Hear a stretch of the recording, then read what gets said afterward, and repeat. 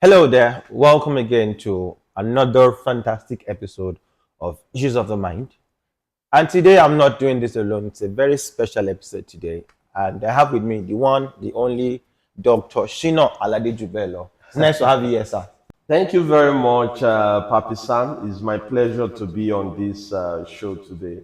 You know, your program is very enlightening. There are many things that we try to apply common sense to address, but at times common sense is not common. And it's always good to listen to experts like you. So thank you so much. Thank you for that feedback. It's so warming to have that kind of feedback. Okay, so today we're looking at a very important and pivotal topic. Something we barely talk about, something about our gender, men. Men's mental health. So, what's your take generally on men's mental health before we delve deep? Do you think it's necessary? Well, in this life where we that we are, I was speaking with someone not too long ago, and he said, "I did not ask to come to this world." And why did the person say that? It's because there are lots of issues, in this world. So both male and female, we all need all the help that we can get. However, I'm a Yoruba man, and in the Yoruba culture, they say it is where things are very hard. That's when you know who is a real man. So I think as men were expected, there is this assumption of strength, latent strength within men. So, but it may not be the case depending on what you I are like the word you comfortable use, latent strength. It's a sense of responsibility that has been bestowed on men. They must carry the burdens, we must do the hard jobs and stuff. And there's also a way the culture has structured men to look, to think, to act, and to behave. And for me, those things really need to be addressed as it is. For example, they will say men don't cry, that it's a show of weakness. But on the flip of it, when we look at it psychologically, that emotion has been placed in human beings so that they can express it and release it. So obstructing that emotion poses a challenge on the mind and on the body generally. So what do you think? Do you think men should cry, men should not cry? Is it a strength or a weakness? like you said, I think everyone cries. It might take time before you can really see some men get to that level. And I also think that idea, that concept has actually been bastardized. For instance, I want to believe that men don't cry, you shouldn't cry because you're a man. It's not a law, it's not a written rule, it's not something that we all, met here. And we tend to apply it anywhere we like. The point of the matter is that as a man, you are expected to focus on solving problems, Yeah. focus on solution. I personally like to say, when I see people crying, I say, who cry don't help. Like there's a problem, there's an issue on ground, everybody's looking up to you to come up with a solution, but you are busy crying. So it's at times might symbolize or indicate that you are appealing for the pity of the people around rather than looking for the solution. In that regard of crying, so emotionally, crying is expressing the inner deep pain that you do not want to suppress, to release it out. So there are two ways. You can decide you can feel okay because culturally they say men should not cry. You can cry in your room, but that emotion has to be released because when they are not released, they become toxic to your body, and they show up in terminal illnesses and ailments and what have you. And that's one of the things we really want to address on this episode: toxic masculinity. What has made the masculine gender feel a lot of toxicity, culture, what people think, what people say. For example, there's this issue that happened recently. I say, oh, so this guy got a girl pregnant and then became an issue. Why did you get her pregnant? The first question I asked that was she raped? He dashed our pregnancy. And I said, no. You see, a sperm cannot become a baby by itself. Neither will a egg become baby by itself. They have to combine. As long as it is not rape, in between two consenting adults, they had it together. I know, and that thing has been a mindset in this climb, which I'll still would like you to speak about, where they feel okay, when a girl that is not married gets pregnant, they say, and the boy got her pregnant. If apparently they both loved each other, they both consented, and it happened. So who should be held responsible? Is it both of them, or just the man, or just the woman? Let me start from the fact that when it comes to the issue of pain, issues happen because where does the pain come from? So we need to look at that. Yeah. So almost any issue can become a painful experience. Yes. So, but the question is whether the issues that happen in your life, whether you allow them turn to pain or you turn them into action points. So I want to say that there are times when you have control over certain issues. You can begin to whine and dine, and you find someone to blame. You feel pained, you cry, or you take the bull by the horn and you start, creating a way out from where you are. But there are things that are completely highly emotional. It's like receiving a Mike Tyson in his heydays, a 50 kg punch. And when you receive the first one and you are trying to say, I'm a man, the second one comes and the third one comes. You should release the pain. Don't allow it becomes toxicity, like you said. Yeah. Let it release the pain. All right. So let's come to the issue of the way responsibilities are portioned in this part of the world. Yes. I want to say that, first of all, I think so we should not consider things in isolation. Okay. When it comes to responsibility, you say it's a man, he should take responsibility for certain issues or matters. Yes. But then when you need someone to during other times, you say we are equal. There is gender equality. Gender equality. So there is gender equality when it suits you as a woman. Yeah. But on a regular day, it's the man. He should handle it. I know what I'm saying now. I don't want to overgeneralize. I know there are women that are standing up to be as supportive as possible, because support does not only mean you are sharing school fees. You are sharing house rent and so on and so forth. It also depends on what level you are. Some people are already they have outgrown some of those things. Their children are grown. They are not paying house rent, etc. So support is support, right? Okay. Yes. So what I'm saying in essence is that everybody is responsible. The more the merrier. When it comes to the time of election, every vote counts. Yes. It's one head, one vote. One man, one vote. One woman, one vote. All right? Yeah. So if you want to play the feminist card, play it all the way. Don't put all the load. Don't be the feminist and say, my husband should do this while I'm doing that and all of that. And when the man is doing this, you say, it's the job of a man. The man. Okay? All right? So let's support each other. So that's on one side. Number two, everybody should be responsible. Everybody should take their share. So you don't commit a crime. You have not committed a crime coming into this world as a woman. So also, no one has committed a crime coming as a man. As a man, yes. So. Let's help each other. Exactly. The two of us have done something. Let's share the blame. And work on it together. Solve the problem together. So I think it should be more of not about we are not disputing equality here. It should be about the role. We may have to play different roles in the society, but we are, there is no half man, half woman anywhere. Okay?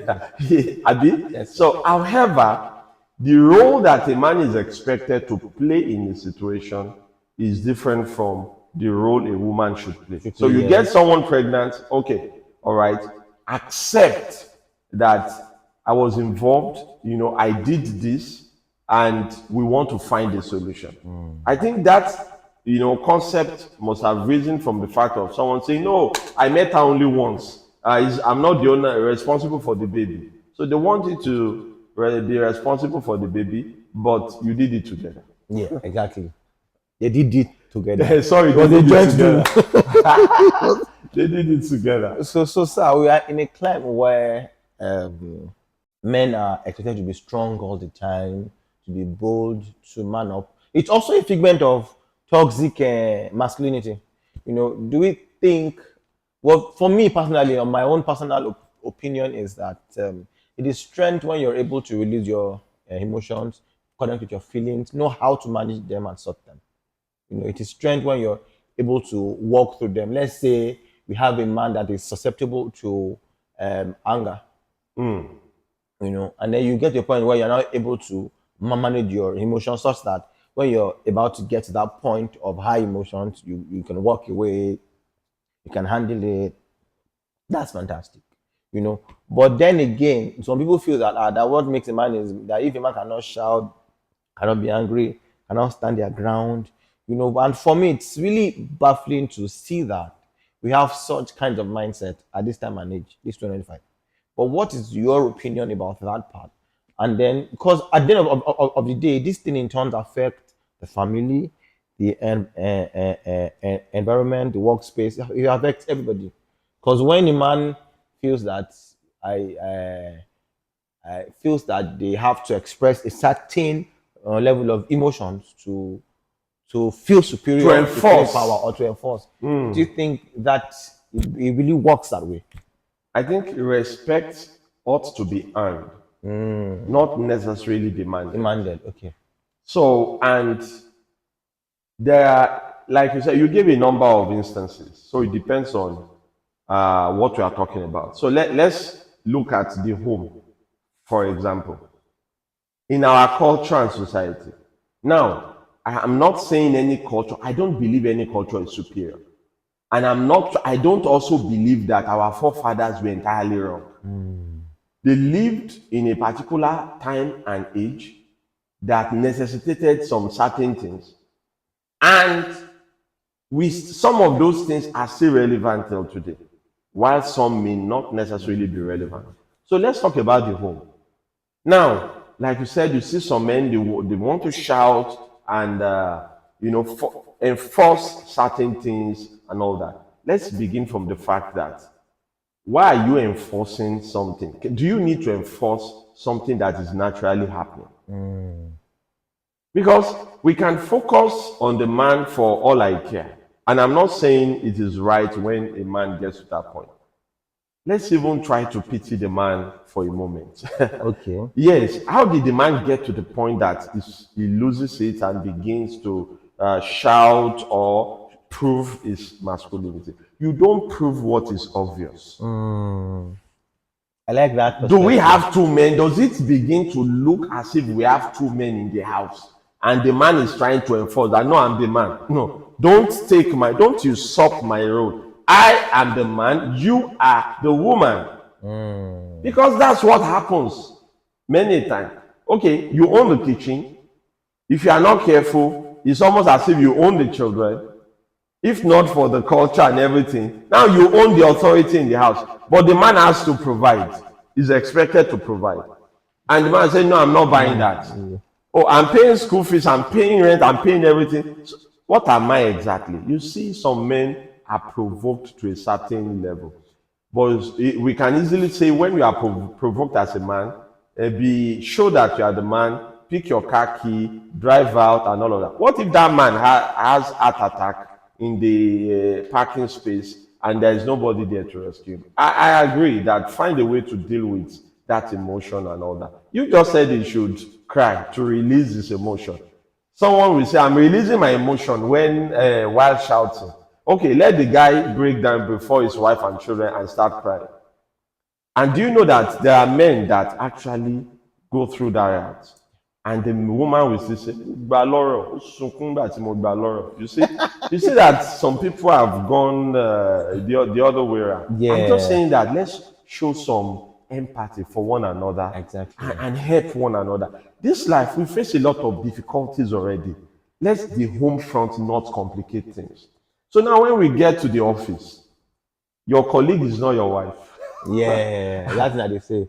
That leave your problems outside the office. Leave the problem, in fact, the office problem, let it stay in the office, and home front problem, let it stay at home. Okay. Don't bring it to the The office. church problem. Let it And stay don't church. also bring the attitude. The attitude at home, don't bring it to the office. Your female colleague is not your wife. Well, Don't think the way you the box stops at your desk at home, that's how it works. In fact, your superior may be a woman. You see some men are chauvinistic. They get to their place of work, and some of them cannot stand the fact that a woman is their boss. And you see them still showing that toxic masculinity to their bosses, you know. And their mates, their colleagues at work, they are not giving them the deserved respect just because she's a woman, you know. So that's not acceptable. That's an unacceptable behavior. apparently, you said something very pivotal. So that means that nobody wakes up to become something. Something must have been responsible for who they were. And most times, these things are genetic. So the way a boy has seen his father manage their home is most likely 90% the way he would also raise his home. I don't So agree. I'm going somewhere. So I'm saying that it is a figment of our environment that makes us become who we are. That's Yes. what I've just said. Even biology, I agree. But I'm saying it in the male perspective. A boy raised in a home where there are plenty children, plenty people. When he grows up, he would have plenty people around him, would naturally want it. No, so that means it's not genetic, it's learned. Whatever becomes a part of you, it's genetic. Okay. All right. If you So if you can see move it that from way. if you can move from the parent to the first filial generation, and then it goes on and on.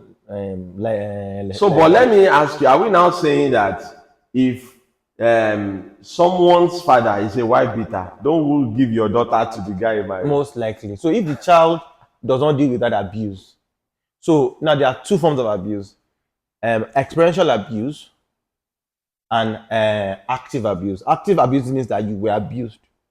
Experiential means that you were seeing somebody abused all the time. Both ways, that child will become abused.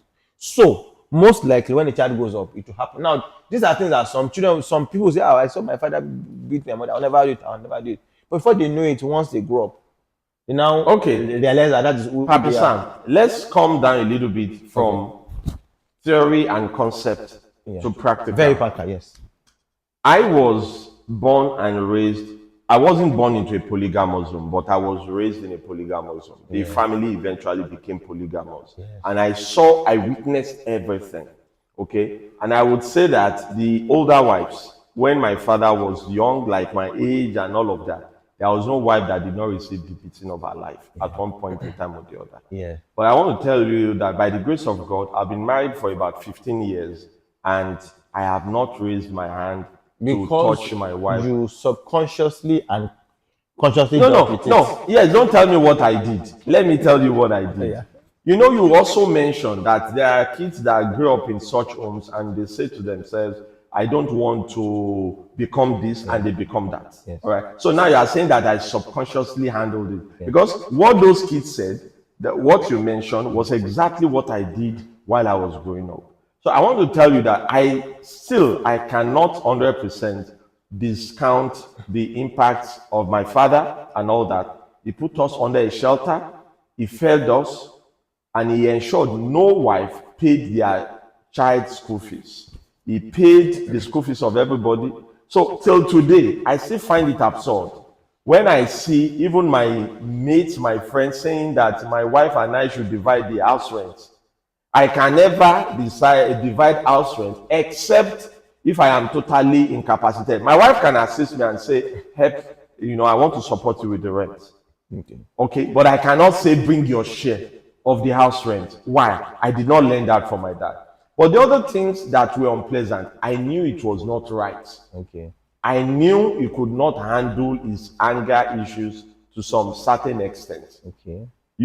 I was intentional about it. Okay. I prayed about it. Exactly. I decided that it does not make sense. Yeah. But the truth of it, and I'm living my life as I And think. you took steps on it. Like when I said I prayed, You I made a did decision. something. Okay, I made a decision. And you prayed. Yes. It's very important. Yes, but you know what? See, the crux of going through therapy is taking a decisive action on a thing that this thing I will not do it, and you keep saying it to yourself. Now, what you keep saying to yourself, your mind hears it and becomes it. My mother was also saying, no child from my womb will raise his hand against me. What She said it over and over and over again.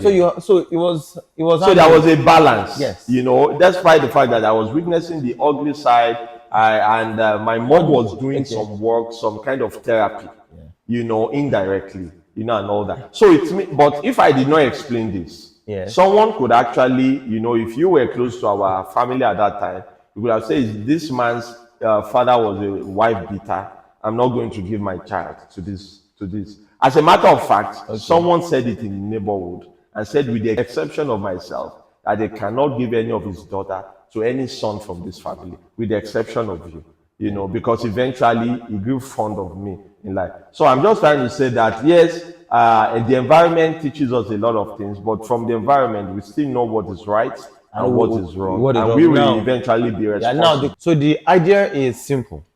When people do not deal with these things, they just become it when they grow up. But if they deal with it, like you said, whichever ways they deal with it, it doesn't become a part of them as an adult. But if you look closely, there'll still be a figment of your father's life or how you grew up that you still do now. For example, if you like plenty people around you. That's what I said. Yes, I learned the fact that I have to plan ahead in terms of feeding, catering for my family and everything. I learned all of that. You know, and you're a typical example of what we're talking about. Why I'm saying that when you come through, when you get help, or when you decide that this ugly trait or this bad traits from my family tree, I don't want it, I want to break it, you can't actually do it. You know, and that is actually the point. So circling back to men's mental health, the idea or the summary is take action concerning your mental health and work on it and heal from whatever struggles that you have. Try to take a decisive step to work on that struggle that you have as a man. And then for men to think through the process. Don't always unnecessarily accept responsibilities that you cannot bear. For example, address every issue. And for the women and for the community at large, we need a point where you also give us that space that we are men, we have feelings, we have emotions, and we have the right to express how we feel. But then there are healthy ways to express emotions, you know, there are healthy ways to handle things like that. Very, very point. You don't have to hurt people while you're doing that. You don't have to damage your reputation while you're doing that. But there are ways with which we can. And the idea now is there are so many social support systems for women, but we have little or nothing for men. Okay. Obviously, you can see that there is a lot to talk about when it comes to men's mental health. We have a lot to do. And at the end of the day, I would like that we approach this cautiously. Well, this episode with Dr. Alade Jubelas opened us to some realities on how men's issues can be genetic, can be inherited, you know, and also can be dealt with and handled so that you don't pass it down. I come your way in the next episode, in future episodes rather. I'm Papi Sam, and I say issues of the mind. We're still going to talk about mental health for men, part 2. See you around.